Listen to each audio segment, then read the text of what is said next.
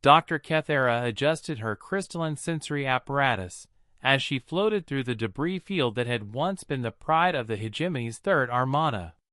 The twisted remnants of what were formerly the most advanced warships in the galaxy drifted silently in the cold vacuum, their hulls bearing scorch marks and structural damage that defied conventional understanding.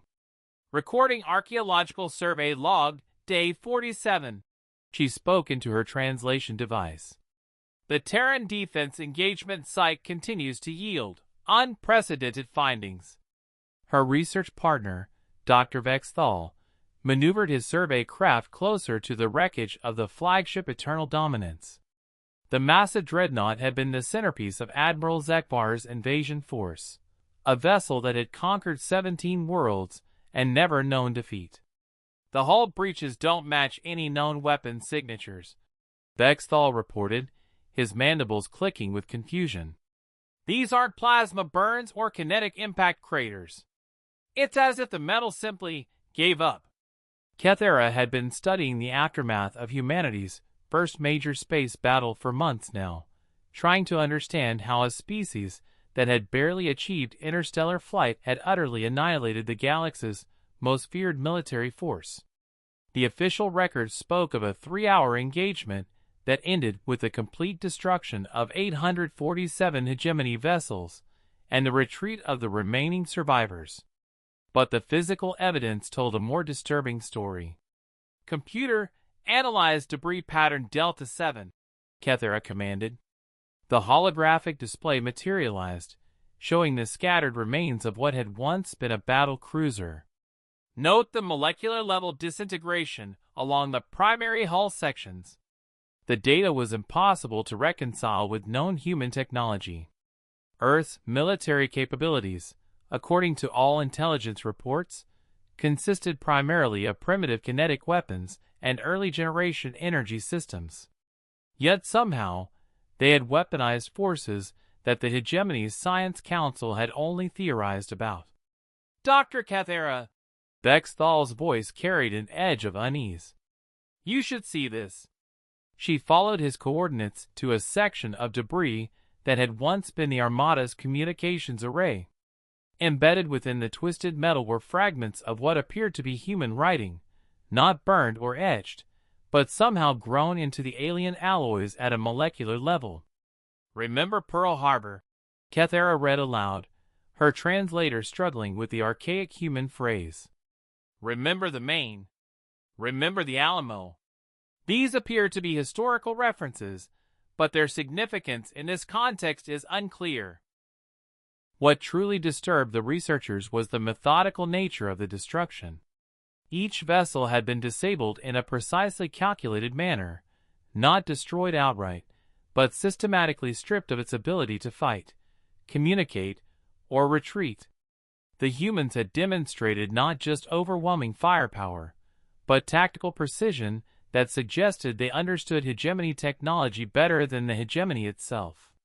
The pattern suggests they were studying our ships while simultaneously destroying them, Dr. Vexthal observed. As if the battle itself was an experiment. In the wreckage of the command deck, they discovered Admiral Zekvar's personal logs, somehow preserved in the ship's quantum storage core. The final entries painted a picture of growing horror as the hegemony's most decorated commander realized what his forces were truly facing. Day 1, initial engagement proceeding as expected. Human defensive positions appear primitive but stubborn. Day 2, something is wrong. Our weapons are losing effectiveness. It's as if they're adapting to our attack patterns in real time. Final entry, they're not just defending. They're learning. Every shot we fire teaches them something new about our technology. We're not fighting a species. We're fighting a collective intelligence that treats warfare as applied science. The research team spent weeks analyzing the quantum echoes embedded in the ship's final moments. What they discovered challenged everything the galaxy believed about human nature. They weren't trying to win a battle, Kethera realized, her crystalline form flickering with revelation. They were solving a problem. To them, the hegemony fleet wasn't an invading force. It was a three-dimensional puzzle to be solved through applied physics and strategic thinking. The implications were staggering. Humanity hadn't defeated the Third Armada through superior technology or overwhelming numbers. They had weaponized their species' most fundamental characteristic, the ability to learn, adapt, and innovate under pressure. Computer, cross-reference human historical patterns with engagement data, Dr. Vexthal requested. The results showed a terrifying consistency.